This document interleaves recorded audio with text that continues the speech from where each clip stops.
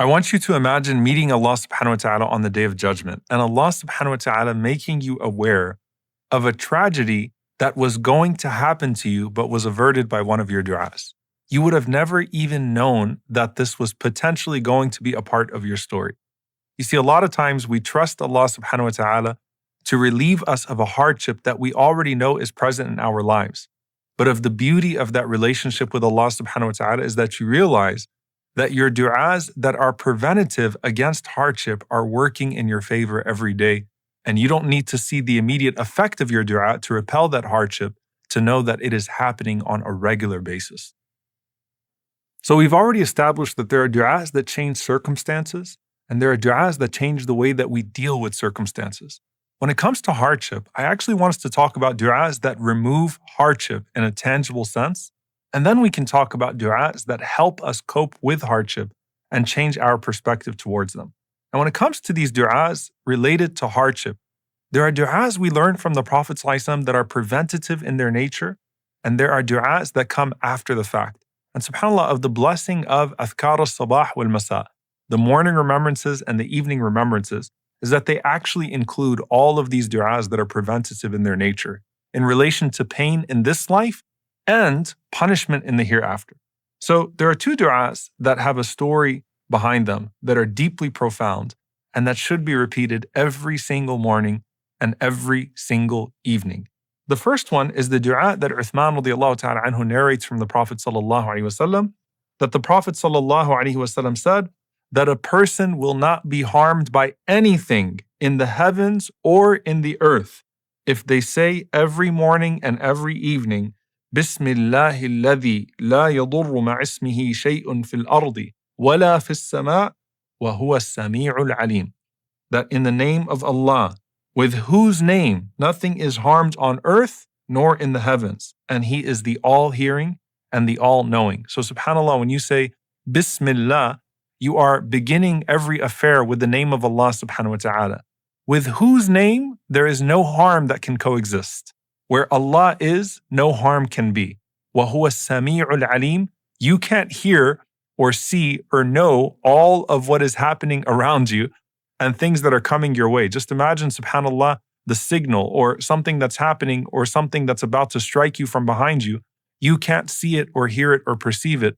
Allah subhanahu wa ta'ala sees, hears, and perceives everything. And so this dua is beautiful. It's comprehensive. And the Prophet ﷺ is saying that if a person says this, it will protect them from all harm in the earth and from the heavens. And there are numerous stories that we have from the Salaf being protected from major things that happened to them because they made this dua. In fact, subhanAllah, even the narrator himself, Uthman radiallahu ta'ala anhu, his son who narrated it from him, Aban radiallahu ta'ala anhu, wa an abihi, he narrated this hadith from his father. And Aban used to make sure to always say this dua every morning and every evening. And then one day, he was actually struck by an infection and he was partially paralyzed as a result of that infection. So those that narrated the dua from him, they were curious how it was that he was struck by this sickness, by this illness, even though he was the one that taught this dua and he taught this hadith. And he said, radiyallahu ta'ala anhu, that, Wallahi, I did not lie upon Uthman radiyallahu ta'ala anhu, nor did Uthman radiallahu ta'ala anhu tell a lie about the Prophet sallallahu alaihi wasallam. I say this dua every single day and every single night, and Allah has protected me. It happened to be that on that day, I was overcome by anger and I forgot to recite the dua. And that's when this happened to me, subhanAllah. And by the way, I know someone very close to me, subhanAllah, who would recite this dua every single day, every single evening. And the one day that they didn't recite this dua was the one day that they had a car accident. And they will say it themselves.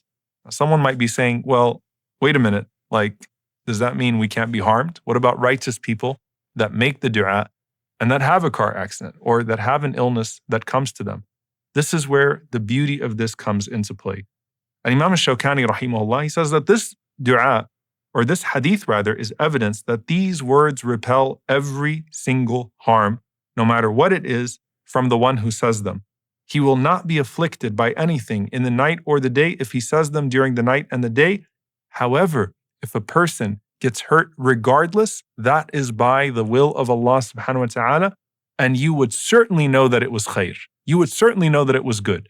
If you're saying this dua then you are asking Allah subhanahu wa ta'ala to protect you, and you have a sure method of protection. And Allah subhanahu wa ta'ala still allows you to be tested and tried with some sort of catastrophe or some sort of hardship, then know that Allah subhanahu wa ta'ala intends for you good through that hardship, so long as you respond with good, just as you began with good, turning back to Allah subhanahu wa ta'ala. So the dua is protection for you from the bad effect of a trial or a tragedy and the tangible effect of trial and tragedy.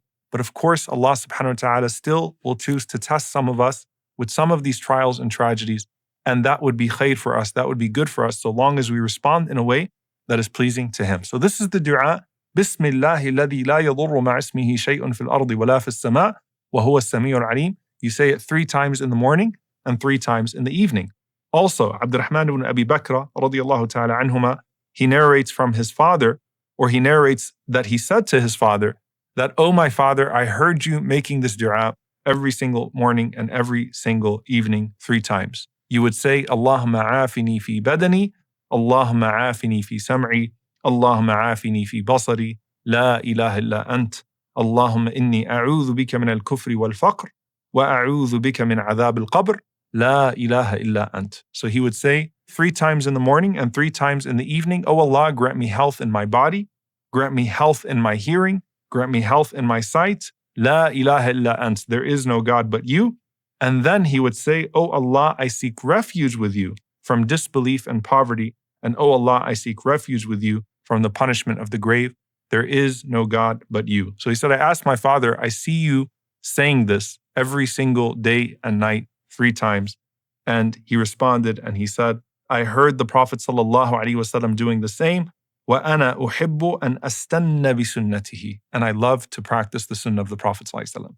So these are 2 du'as that are already in your morning and evening remembrance, and they are preventative of actual hardship coming your way and actual tests and trials coming your way. Now, as for after the hardship, there is no du'a greater than the following du'a. And there's a story behind it as well.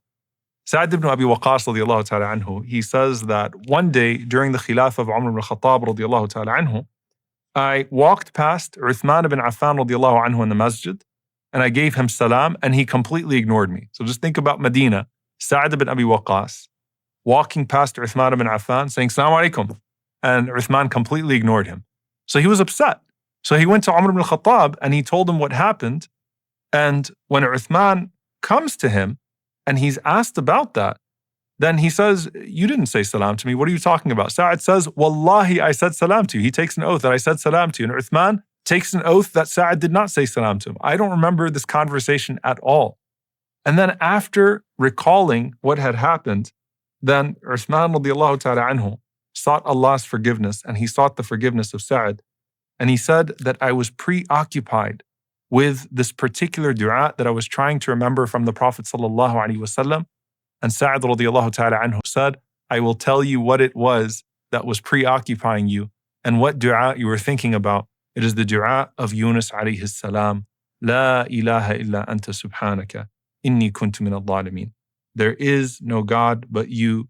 Glorified are you. Truly, I was from the wrongdoers. And the Prophet ﷺ said about this dua, فَإِنَّهُ لَمْ يَدْعُ بِهَا مُسْلِمٌ رَبَّهُ فِي شَيْءٍ قَطْ إِلَّا اسْتَجَابَ لَهُ. That no one makes dua to Allah subhanahu wa ta'ala with this dua except that Allah subhanahu wa ta'ala will answer them. And that's why we find in the story of Yunus alayhi salam that after he made this dua, Allah subhanahu wa ta'ala says, وَكَذَلِكَ نُنْجِ الْمُؤْمِنِينَ.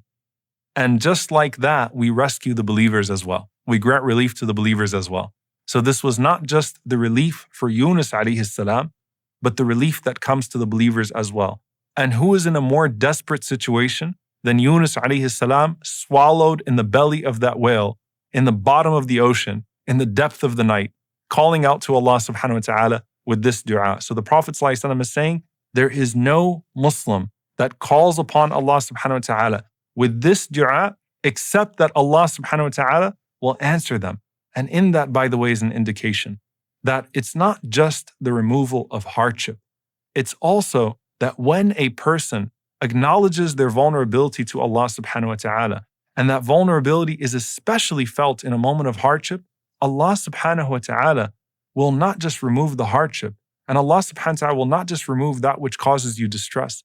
Allah subhanahu wa ta'ala will give you things that you didn't even know you were supposed to be asking Him for.